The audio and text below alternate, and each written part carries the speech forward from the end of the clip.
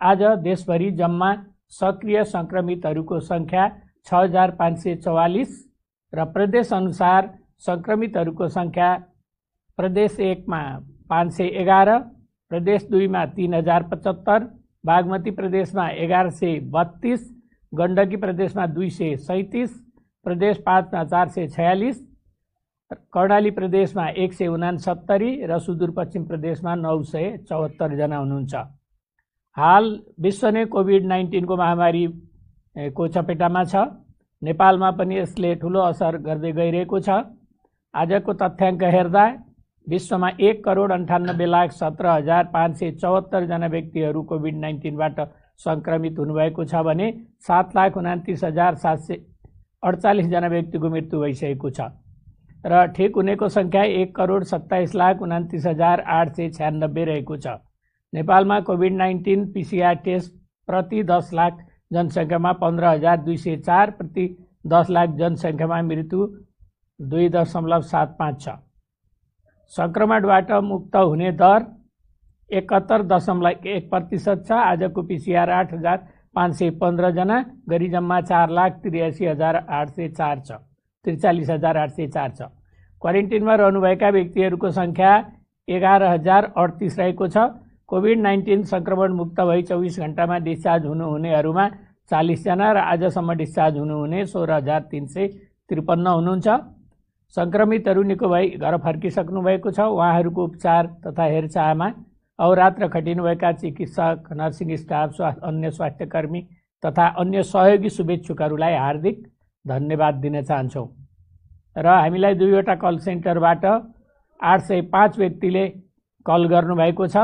नेपाल सरकार स्वास्थ्य तथा जनसङ्ख्या मन्त्रालयको मोबाइल एप हाम्रो स्वास्थ्य डाउनलोड गर्नेको संख्या पनि 1,66,280 रहेको छ। र अब म कोभिड-19 संक्रमितहरूको चाहिँ प्रयोगशाला परीक्षणको विवरण प्रस्तुत गर्न गइरहेको छु।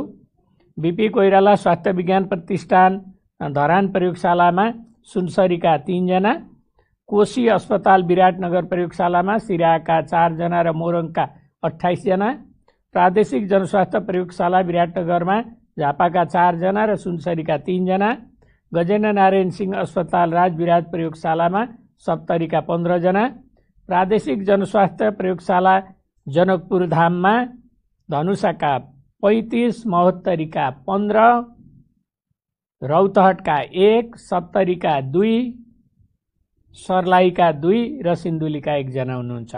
नारायणी अस्पताल वीरगञ्ज प्रयोगशालामा बाराका 3 जना, सर्लाहीका 1 जना र पर्साका 71 जना हुनुहुन्छ। राष्ट्रिय जनस्वास्थ्य प्रयोगशाला टेकुमा काठमाडौँका 44 जना, ललितपुरका 1 जना र नुवाकोटका 3 जना हुनुहुन्छ। शुक्रराज ट्रपिकल तथा सरुवा रोग अस्पताल प्रयोगशालामा धनुषाका 1 जना, काठमाडौँका 18 जना, यसैगरी भरतपुर अस्पताल प्रयोगशालामा चितवनका 7 जना र नवलपरासी पूर्वका 1 जना, पाटन अस्पताल ललितपुर प्रयोगशालामा काठमाडौँका 5 जना र धनुषाका 1 जना, वीर अस्पताल काठमाडौँमा बाराका 1 जना, रामेछापका 1 जना र सिन्धुपाल्चोकका 1 जना, स्टार अस्पताल प्रयोगशाला सानेपामा काठमाडौँका 13 जना, ललितपुरका 1 जना र सर्लाहीका 1 जना हुनुहुन्छ। ह्याम्स हस्पिटल प्रयोगशालामा काठमाडौँका 8 जना, नेपाल कोरिया मैत्री अस्पताल मा धादिङका 1 जना, काठमाडौँका 1 जना, नवलपरासी पूर्वका 1 जना र पर्साका 2 जना हुनुहुन्छ। वीरेन्द्र अस्पताल प्रयोगशालामा काठमाडौँका 1 जना, प्रादेशिक क्षयरोग केन्द्र प्रयोगशाला पोखरामा पर्वतका 1 जना, प्रादेशिक जनस्वास्थ्य प्रयोगशाला रूपन्देहीमा पाल्पाका 1 जना, नवलपरासी पूर्वका 1 जना, कपिलवस्तुका 6 जना र रूपन्देहीका 5 जना हुनुहुन्छ। भेरी अस्पताल प्रयोगशाला नेपालगञ्जमा बाँकेका 21 जना र बर्दियाका 2 जना हुनुहुन्छ। यसैगरी लुम्बिनी प्रादेशिक अस्पताल बुटवलमा कपिलवस्तुका 11 जना, नवलपरासी पूर्वका 1 जना र रूपन्देहीका 5 जना हुनुहुन्छ। राप्ती स्वास्थ्य विज्ञान प्रतिष्ठान दाङ प्रयोगशालामा दाङका 4 जना,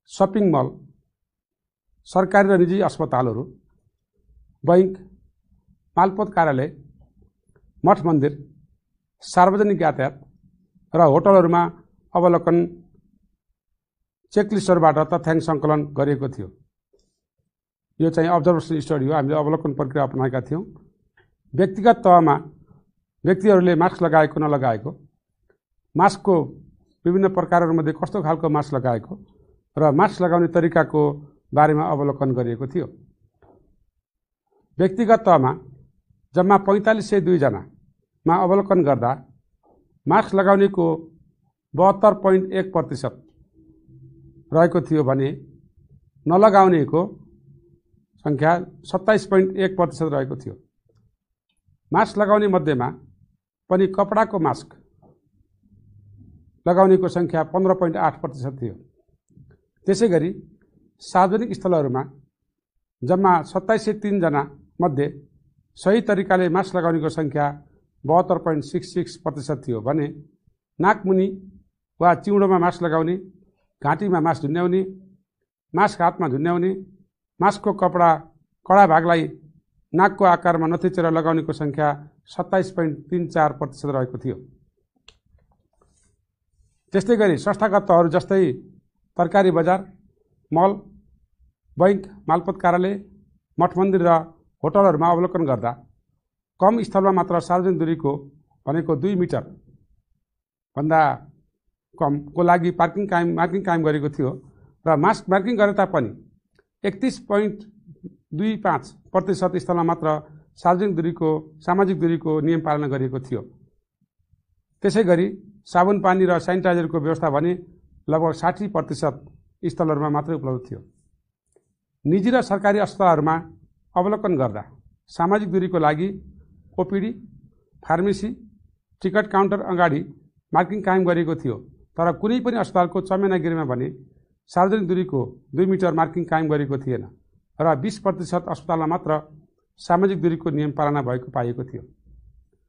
30 वटा सार्वजनिक यातायातमा अवलोकन गर्दा 50% भन्दा कम यातायातमा मात्र एउटा सिटमा 1 जना मात्र बस्ने व्यवस्था मिलाएको थियो र 1 सिट छोडेर अर्को सिटमा मात्र यात्रु बस्ने नियम पालना भएको थियो र सेनिटाइजरको व्यवस्था गरिएको थियो।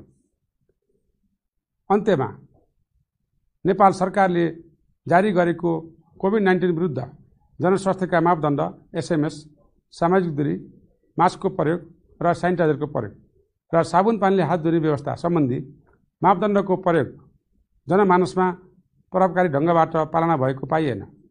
सोही मापदण्डको प्रभावकारी पालनाको लागि सार्वजनिक स्थलहरूमा नियमित अनुगमन गर्न अति आवश्यक छ। जिम्मेवार निकायहरूले सोही मापदण्डलाई कडाइका साथ लागू गर्नुपर्दछ भन्ने निष्कर्ष साथ म बिदा हुन्छु। धन्यवाद। धन्यवाद डाक्टर प्रदीप गेवालीलाई। बहुत उपयोगी अध्ययनको फाइन्डिङका साथ उपस्थित हुनुभयो, प्रश्न पारिदिनु भयो। म स्वास्थ्य तथा जनसङ्ख्या मन्त्रालयको तर्फबाट धन्यवाद दिन चाहन्छु। र आजको अनुरोध जानकारी छ, यो कुरा चाहिँ प्रस्तुत गर्न गइरहेको छु। नेपाल सरकार स्वास्थ्य तथा जनसङ्ख्या मन्त्रालयका प्रतिनिधि र अनसनरत सत्याग्रही युवा इनफ बीच आज मिति 2077 साल श्रावण 25 गते 13 बुँदे सहमति गरी कोभिड-19 को परीक्षण, निदान तथा उपचार व्यवस्थापनका सन्दर्भमा समयानुकूल सुधार परिमार्जन गर्दै सबै वर्गहरू एकजुट हुँदै काम गर्ने वातावरण बनाउन सहमति भएको छ। औषधि व्यवस्था विभाग र राष्ट्रिय स्वास्थ्य अनुसन्धान परिषदले कोभिड-19 उपचारका लागि परीक्षणका क्रममा केही सफलता पाएका रेमडेसिभिर तथा जस्ता औषधि परीक्षणका रूपमा नेपालमा परीक्षण प्रयोग गरी उपचारलाई सहजीकरण गर्ने गरी प्रक्रियाहरू अगाडि बढाइएका छन्। केही सञ्चार माध्यमहरूले अस्पतालमा उपचाररत बिरामीहरूको व्यक्तिगत विवरण सार्वजनिक भएको गुनासोहरू आएको हुँदा यसले गर्दा बिरामीहरूको व्यक्तिगत जीवन, परिवार तथा समाजलाई पर्न जाने गम्भीर असर तथा गोपनीयताको हकको सीमा ख्याल गरिदिनु हुन का लागि सम्बद्ध पक्षलाई अनुरोध गर्दछु। केही प्राइभेट प्रयोगशालाहरूले घरमा गई स्वाब सङ्कलन गरी रियल टाइम PCR गरेको भन्ने सूचना प्राप्त भएकोले आजैका दिनदेखि त्यस्तो नगर्नु हुन चाहिँ जानकारी गराइन्छ र हामी आज धेरै महत्त्वपूर्ण फाइन्डिङका साथ यहाँ उपस्थित भएका छौँ र जनस्वास्थ्यका मापदण्डमा मास्क प्रयोग गर्नेको सङ्ख्या जम्मा 72% मात्र भेटिएको छ र यसले चाहिँ अझै पनि 28% मान्छेले मास्क प्रयोग गरिरहेका छैनन् भन्ने रिपोर्ट प्राप्त भयो र जसले मास्क प्रयोग गर्नुभएको थियो त्यसलाई 100 मान्दा 72%ले मात्र ठिकसँग प्रयोग गरेको भन्ने बुझियो र म फेरि पनि भन्न चाहन्छु कोभिड-19 को कुनै पनि उपचार छैन, यसको भ्याक्सिन पनि पत्ता लागेको छैन र अहिले गर्ने हामीले गरेका उपचारहरू भनेका सपोर्ट मात्रै हुन्, लक्षण अनुसारको उपचार मात्रै हो। यसको कुनै पनि उपचार पत्ता लागेको छैन। त्यसो भएको हुनाले यसबाट बच्नका लागि प्रिभेन्सनका लागि रोकथामका लागि गर्ने कामहरू महत्त्वपूर्ण छन्। त्यसकारण म फेरि पनि यहाँबाट भन्न चाहन्छु सबैले अति आवश्यक नपरी घरबाट ननिस्कौँ, कम्तीमा 2 मिटरको दूरी कायम गरौँ, मास्क राम्रोसँग लगाऊँ र सेनिटाइजेसन हात धुने र सेनिटाइजरको प्रयोग गर्ने गरौँ। यति गरेर चाहिँ हामी स्वस्थ रहन सकिन्छ। र दुःखद खबर छन् आज दुईटा। कास्की जिल्ला पोखरा महानगरपालिका वडा नम्बर 19 बस्ने 62 वर्षीय एक पुरुषको मिति 2077 साल साउन 24 गते राति 11:35 बजे उपचारको क्रममा पोखरा स्वास्थ्य विज्ञान प्रतिष्ठान कास्कीमा दुःखद निधन भएको छ। उहाँ मधुमेहका रोगी हुनुहुन्थ्यो। अर्को पर्सा जिल्ला वीरगञ्ज महानगरपालिका वडा नम्बर 2 बस्ने 20 वर्षीय एक महिलाको मिति 2077 साउन 24 गते बिहान 1:30 बजे दुःखद निधन भएको छ। उनी नारायणी अस्थायी कोरोना विशेष अस्पताल गण्डकमा पुर्याइएपछि मृत घोषित भएकी थिइन् र यसरी मृत्यु हुनेको सङ्ख्या 75 पुगेको छ र मृत्युमा स्वास्थ्य तथा जनसङ्ख्या मन्त्रालय हार्दिक संवेदना प्रकट गर्दछ। यसका साथै यो कोभिड-19 सम्बन्धी अद्यावधिक विवरण नेशनल अपडेट यहीँनिर अन्त्य हुन्छ। धन्यवाद, नमस्कार।